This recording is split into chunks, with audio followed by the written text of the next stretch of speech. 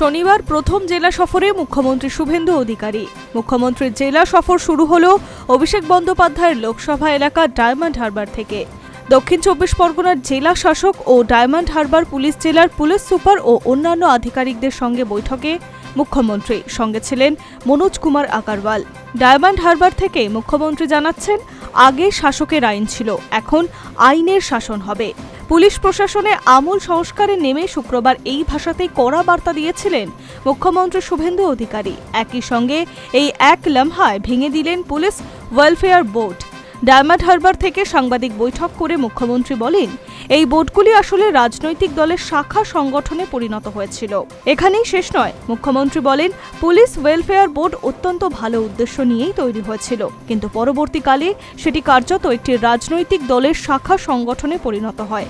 এর ফলে সাধারণ পুলিশ কর্মীদের কতটা কল্যাণ হয়েছে তা নিয়ে প্রশ্ন থেকেই যায়। তবে শান্তনু সিনহা বিশ্বাস ও বিজিতাশ্বর রাউতদের মতো কয়েকজন অফিসারদের যে বিশেষ সুবিধা পেয়েছেন তা একেবারেই স্পষ্ট। তাই পুলিশ ওয়েলফেয়ার বোর্ড ভেঙে দেওয়ার সিদ্ধান্ত নেওয়া হলো। সাধারণ মানুষের উদ্দেশ্যে মুখ্যমন্ত্রীর স্পষ্ট বার্তা, পুলিশের দ্বারা যদি কোনো সাধারণ নাগরিক অত্যাচারিত হন তবে সরাসরি থানায় গিয়ে অভিযোগ দায়ের করতে পারেন। আইন সবার জন্য সমান।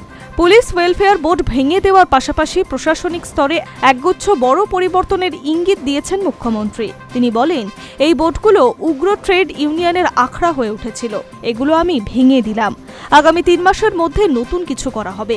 এই নতুন রূপরেখা ও পুলিশি সংস্কারের জন্য মুখ্য সচিবের নেতৃত্বে একটি উপাচার্যের কমিটি গঠন করার ঘোষণাও করেছেন তিনি।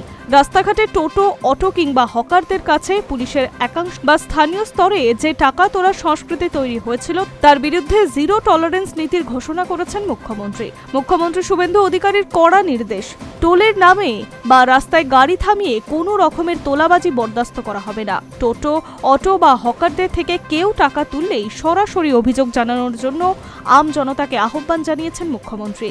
পুলিশ প্রশাসন কিভাবে পরিচালিত হবে তা স্পষ্ট করেছেন মুখ্যমন্ত্রী। তিনি বলছেন, আইন নিজস্ব গতিতে চলবে।